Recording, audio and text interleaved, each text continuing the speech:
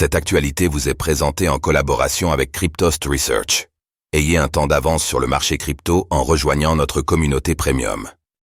Ethereum, ETH, la mise à jour d'Ankin déployée avec succès, quel impact sur l'écosystème? Ce mercredi 13 mars 2024, la mise à jour d'Ankin a été déployée avec succès sur le réseau principal Ethereum, ETH. Celle-ci active notamment le proto-danksharding, une nouveauté qui devrait résoudre les problèmes de scalabilité de l'écosystème. On fait le point sur les impacts attendus de cette mise à jour.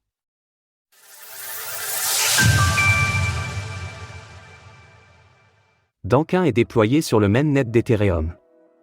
Ce mercredi 13 mars 2024 aux alentours de 14h55, les mises à jour de Neb et Kankin, plus connues sous la contraction de Dankin, ont été déployées avec succès sur le réseau principal d'Ethereum. Attendue depuis plusieurs mois, elle constitue une étape majeure dans la roadmap d'Ethereum. Après les mises à jour Emerge en septembre 2022 et Chapella en avril 2023, officialisant le passage du réseau sur un mécanisme de consensus de type Proof of Stake, l'échéance suivante est inscrite sous le nom de The Surge. L'ambition générale est d'augmenter la scalabilité des solutions de seconde couche d'Ethereum et d'atteindre la barre des 100 000 transactions par seconde tout en diminuant les frais de transaction. Afin d'atteindre ces objectifs, l'étape la plus attendue était la mise à jour d'Ankin. En effet, celle-ci apporte un lot de 9 Ethereum Improvement Proposal, EIP, dont la plus importante est probablement l'EIP 4844. Pour cause, elle introduit le proto-danksharding et les fameux blops de données sur Ethereum. Proto-danksharding et blop, de quoi parle-t-on? Comme vous le savez probablement, l'un des problèmes majeurs d'Ethereum est la scalabilité. En d'autres termes, c'est l'incapacité d'accueillir un grand nombre d'utilisateurs sans dégrader le niveau de performance, notamment en termes de latence et de frais de réseau. Pour répondre à cette problématique, l'une des solutions envisagées par les développeurs d'Ethereum est le sharding. Pour faire simple, c'est un mécanisme qui vise à diviser le réseau en petits morceaux qui agissent comme des blockchains séparés, allégeant ainsi le coût de stockage des données et réduisant le temps de traitement des opérations.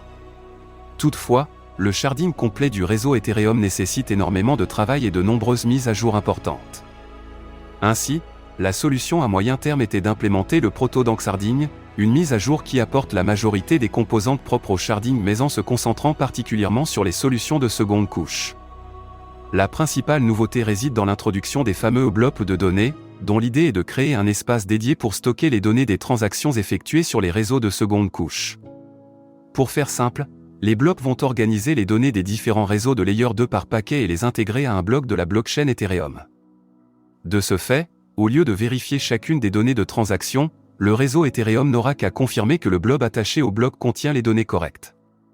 Outre un gain de temps considérable, c'est également un gain d'espace conséquent sur Ethereum puisque ces blobs sont voués à être supprimés à intervalles de temps réguliers. Quel impact pour l'écosystème Ethereum? L'impact le plus attendu de l'implémentation des blops sur Ethereum est la réduction drastique des coûts de transaction sur les réseaux de seconde couche.